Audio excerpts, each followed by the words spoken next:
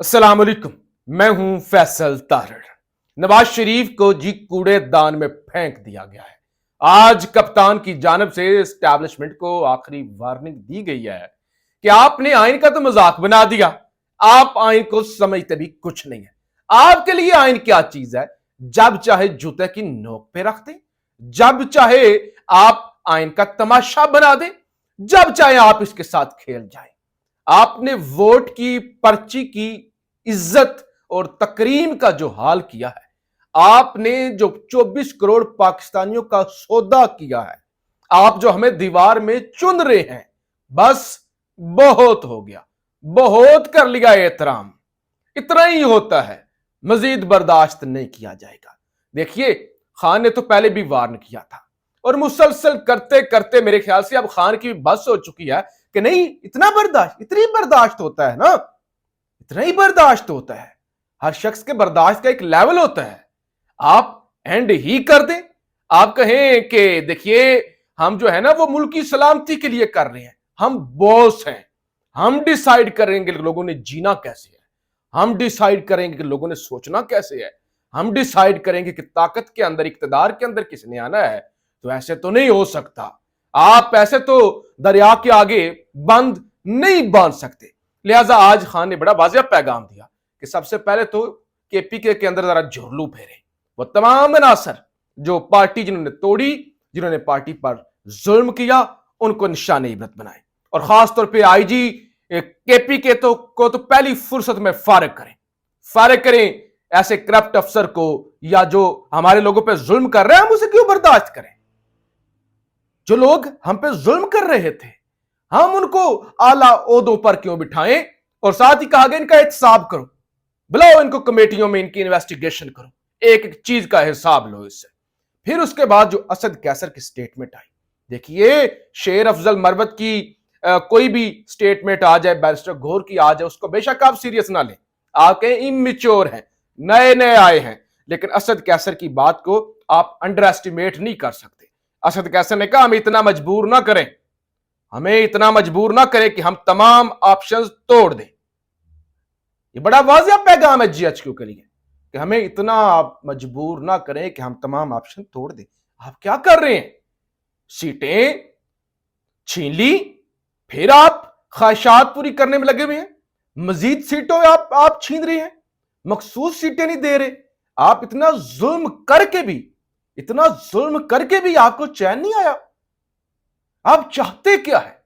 यानी क्या आप जो 70-80% पाकिस्तानी जिन्होंने खान को वोट दिया वो सारे मुल्क छोड़ के निकल जाए?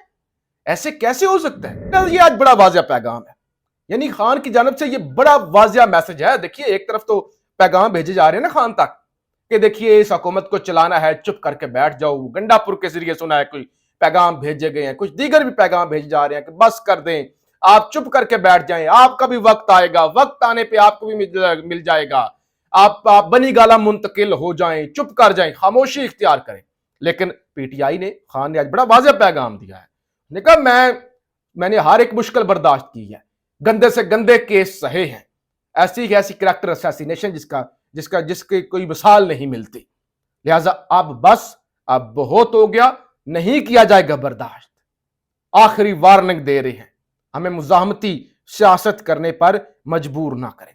और फिर नवाज शरीफ, देखिए एक तो वो वीडियो आई ना मियां जावेद लतीफ की, जो वो मतीउल्लाह जान के प्रोग्राम में कह रहे थे कि मैंने जब ताकतवर लोगों को कहा कि वो मेरा हल्का तो जरा खोलें, एक आधा और हल्का तो जरा खोलें, रिकाउंटिंग, उन्होंने कहा चुप कर जाओ, खबरदार चुप कर जाओ, वरना हम NA 130 भी खोल देंगे, नवाज शरीफ का हल्का भी हम खोल देंगे।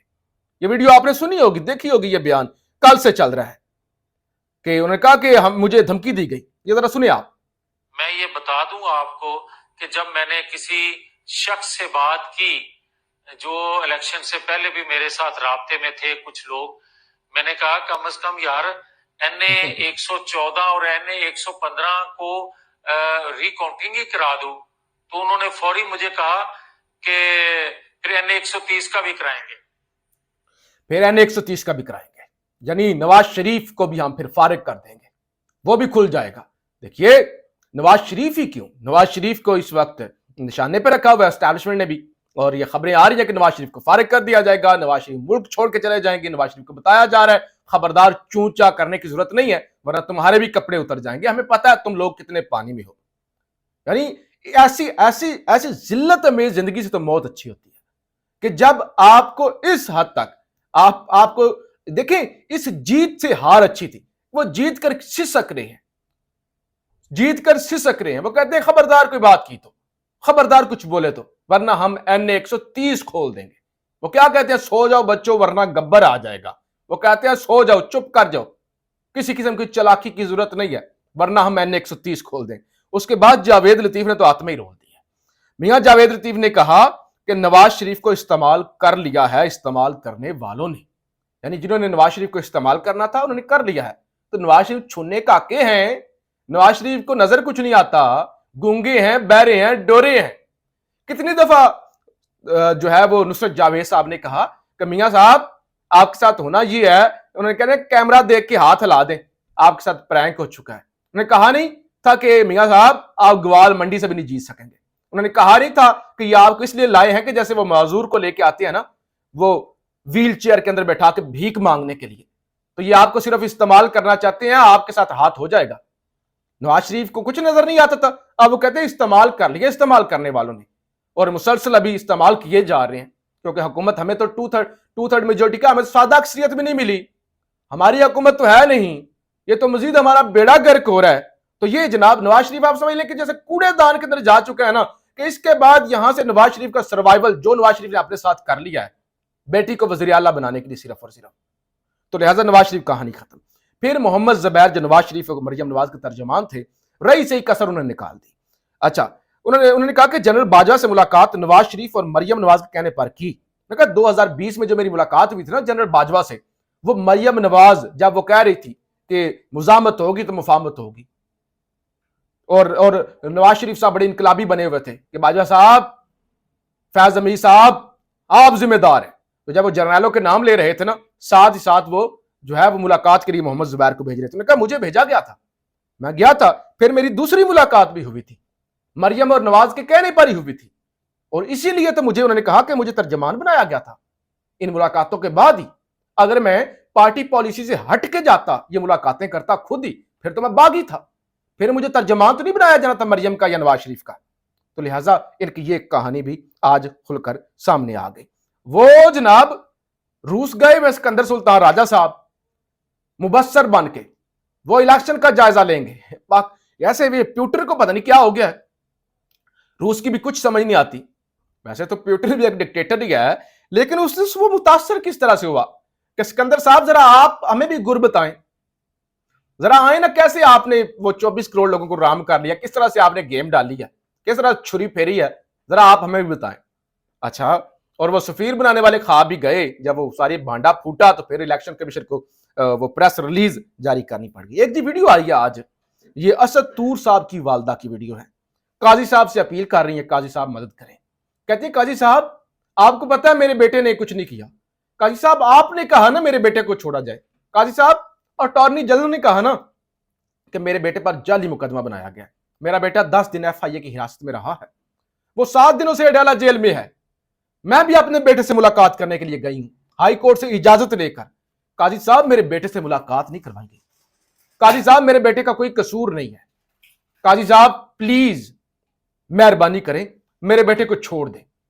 ये असद तुर की बुजुर्ग वालदा हैं, 80 साल उनकी उम्र है, वो काजी साहब से इल्तिजा कर रही हैं, और तौहीन काजी में उनको जनाब पिछले कुछ 17 दिनों से उठा के रखा हुआ है। तो ये बदमाशी तो हो रही है। फिर आज एक और इंकशाफ हुआ हाई कोर्ट के अंदर, वो ऑडियो लीक्स वाले मामले पे, जो आपकी कंपनियां होती हैं, टेलीकॉम ऑपरेटर्स होते हैं, उन्होंने बताया कि ये जो फोन रिकॉर्डिंग वाला सिस्टम है ना, हमने इजाजत दी हुई है PTA को, पाकिस्तान टेलीकम्युनिकेशन अथॉरिटी को, वो उनकी एक्सेस है, उन्होंने आगे एक्सेस दी हुई है एजेंसीज को, और पता नहीं किस किस को दी हुई है, क्योंकि हमने PTA को दी हुई है, PTA ने आगे दी हुई है।